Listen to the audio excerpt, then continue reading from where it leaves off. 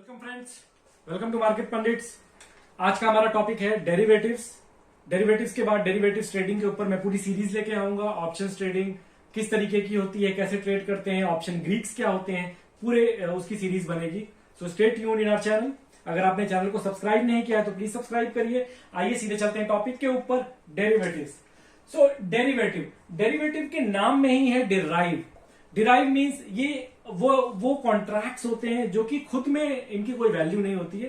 ये किसी underlying asset की वैल्यू से डिराइव करके कॉन्ट्रैक्ट्स बनाए जाते हैं। तो एक अंडरलाइंग आपका एसेट होता है और उस एसेट के ऊपर एक कॉन्ट्रैक्ट बनाया जाता है। इसको हम लोग कहते हैं डेरिवेटिव। एक एग्जांपल देना चाहूंगा आपको। जैसे कि आप गाड़ी खरीदते हैं, अगर आप एक सेकेंड हैंड कार खरीद रहे हैं या आप एक सेकेंड हैंड बाइक खरीद रहे हैं, तो जो बाइक है वो मेरा अंडरलाइंग एसेट है। तो बाइक वहीं की वहीं रहती है, बाइक की कंडीशन भी एज इट इज रहती है। सिर्फ दो लोगों के बीच में एक कॉन्ट्रैक्ट का एग्रीमेंट होता है और उसकी ओनरशिप चेंज हो जाती है। तो आप एक्चुअली में जो हमारा अंडरलाइंग एसेट है वो कहीं चेंज नहीं हो रहा है, सिर्फ और सिर्फ एक कॉन्ट्रैक्ट की डील हो रही है। तो इस तरीके के कॉन्ट्रैक्ट हमारे फाइनेंशियल मार्केट में डील होते हैं। जो हमारे अंडरलाइंग एसेट हैं, जैसे कि आपके शेयर्स हैं, शेयर्स के ऊपर अगर कोई कॉन्ट्रैक्ट राइट किया जाता है तो उसको इक्विटी डेरिवेटिव्स कहते हैं। इक्विटी डेरिवेटिव्स, इनके बारे में आज हम लोग बात करेंगे और देखते हैं कि कितने तरीके के डेरिवेटिव कॉन्ट्रैक्ट्स मार्केट में मिलते हैं हमको। तो मार्केट में तीन तरीके के डेरिवेटिव कॉन्ट्रैक्ट्स होते हैं। पहला होता है आपका फॉरवर्ड्स, दूसरा होता है फ्यूचर्स और तीसरा होता है ऑप्शंस। इन तीनों के बारे में आपने बहुत सुना होगा, खासतौर से फ्यूचर एंड ऑप्शंस के बारे में आप सुना होगा। इतने की कॉल बेच दो, निफ्टी का पुट खरीद लो, फ्यूचर का प्राइस इतना है, डाउ फ्यूचर इतने से टूट गया, उसका इंडिया के ऊपर ये इंपैक्ट पड़ेगा। तो ये सब टर्म्स आप सुनते होंगे। तो अब हम धीरे धीरे इसमें देखेंगे कि ये सब है क्या, ये फ्यूचर्स क्या है, ये ऑप्शंस क्या है। तो फ्यूचर जो हमारा है, फ्यूचर कॉन्ट्रैक्ट उसके नाम में ही है फ्यूचर्स।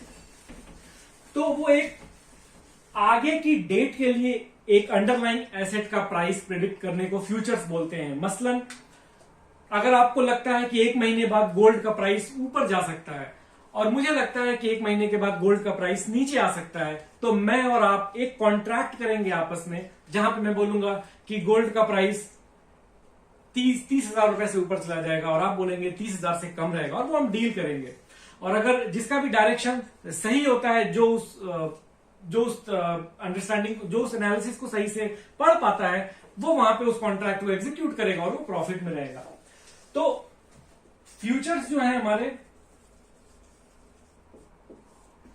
इसमें जो दोनों पार्टीज होती हैं, उन दोनों पार्टीज के पास राइट भी होता है और ऑब्लिगेशन भी होता है उस कॉन्ट्रैक्ट को एग्जीक्यूट करने का। मतलब कि आपको डिलीवरी देनी पड़ती है। अगर इसको और लेमैन टर्म्स में समझे, जैसे मैंने अभी गाड़ी का एग्जांपल लिया था, अगर दो लोगों के बीच में गाड़ी का एक कॉन्ट्रैक्ट हुआ तो वहां पे जब पैसे का ट्रांसफर हो गया तो गाड़ी आपको डिलीवर करनी ही पड़ेगी। तो जितने भी फिजिकल, जो भी अंडरलाइंग एसेट है, जितनी क्वांटिटी है उसकी हमको डिलीवरी देनी ही पड़ती है। तो यहां पे दोनों पार्टीज का राइट भी है और ऑब्लिगेशन भी है, उन्हें देनी ही पड़ेगी। ठीक इसके उलट जो हमारे ऑप्शंस होते हैं वो थोड़े फ्लेक्सिबल कॉन्ट्रैक्ट्स होते हैं। ऑप्शन हमारे सबसे फ्लेक्सिबल कॉन्ट्रैक्ट्स हैं। ऑप्शन में जो हमारा दोनों पार्टीज होती हैं उनके पास राइट तो होता है बट ऑब्लिगेशन नहीं होता है। तो यहां पे आपके पास राइट है, ऑब्लिगेशन नहीं है। इसका मतलब क्या हुआ? एक एग्जांपल लेते हैं कि जैसे अगर आपके घर में शादी है और आपने 3 महीने बाद के लिए एक बैंक्वेट हॉल बुक किया, मान लीजिए 1 लाख रुपए में, और अगले 15-20 दिन के बाद कुछ भी ऐसा कोई मार्केट में कोई चेंजेस आए और बैंक्वेट हॉल की बुकिंग प्राइस कम हो गई और वो कम होकर 70,000 हो गई, और आपने तो 1 लाख रुपए में बुक कर रखा है और आपने उसको टोकन अमाउंट भी दिया हुआ है।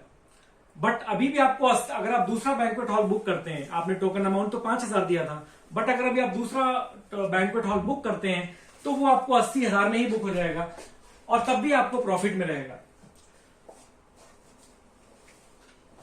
तो उस केस में आप क्या करेंगे, जैसे कि अभी आपने एक कॉन्ट्रैक्ट लिखा बैंक्वेट हॉल का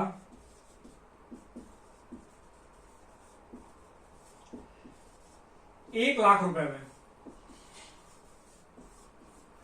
और इसके लिए आपने जो टोकन अमाउंट दिया वो था 5,000 रुपए। इस 5,000 रुपए से आप दोनों पार्टीज के बीच में क्या डील हुई कि 3 महीने बाद मेरे यहां शादी है, मुझे ये बैंक्वेट हॉल चाहिए, बट मार्केट में कुछ हुआ और बैंक्वेट हॉल की कीमत, बुकिंग प्राइस नीचे आ गई, प्राइस नीचे आके आ गई लगभग 80,000 रुपए। अब इस केस में अगर आप बैंक्वेट हॉल वाले को फोन करके बोले कि जी आप मेरे 5,000 रुपए रख लीजिए, मुझे आपके यहां से बुकिंग नहीं करानी है, मतलब आप अपना जो टोकन अमाउंट आपने दिया था आप उसको छोड़ रहे हैं और उसके बाद भी आप कहीं और से बुक करेंगे तो आपको तो भी सस्ता पड़ेगा। तो यहां पे दोस्तों आपने क्या देखा, यहां पे आपके पास इसको एग्जीक्यूट करने का राइट तो है, मतलब अगर आप 3 महीने बाद भी जाते तो वो आपको मना नहीं करता, आप उसके बैंक्वेट हॉल में शादी कर सकते थे, बट आपके पास ऑब्लिगेशन नहीं है, आप कभी भी इस कॉन्ट्रैक्ट को तोड़ सकते हैं सिर्फ अपना टोकन अमाउंट छोड़कर। मतलब आपने अपना टोकन अमाउंट छोड़ दिया और आप वो कॉन्ट्रैक्ट से बाहर निकल सकते हैं। और ठीक इसके उलट यहां पे तो आपका फायदा था। अगर इसके उलट हम बैंक्वेट हॉल वाले की बात करें, अगर मार्केट में बैंक्वेट हॉल के प्राइस बढ़ गए और बैंक्वेट हॉल वाला आपको फोन करके बोले कि जी आप अपना टोकन अमाउंट वापस ले लो, आप उसके ऊपर से भी मुझसे पैसा ले लो, मैं आपकी बुकिंग नहीं ले सकता, मेरे पास कुछ प्रॉब्लम्स है, तो वहां पे वो भी उस कॉन्ट्रैक्ट से बाहर निकलेगा आपका पैसा वापस करके और वो किसी और की बुकिंग लेगा।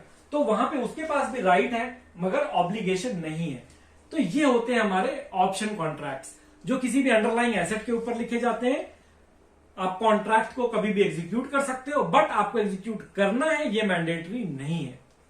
तो ये बहुत बेसिक डिफरेंस है फॉर फ्यूचर्स और ऑप्शंस के बारे में। नेक्स्ट वीडियो में हम लोग लेकर आएंगे कि ऑप्शंस के बारे में और डिटेल्ड स्टडी, ऑप्शंस क्या होते हैं, कैसे मार्केट में ट्रेड होते हैं, कॉल, पुट, स्ट्राइक प्राइस, वो सारी चीजें क्या होती हैं। कैसा लगा वीडियो जरूर बताइएगा, चैनल को सब्सक्राइब करिए and thank you. Stay safe, happy trading.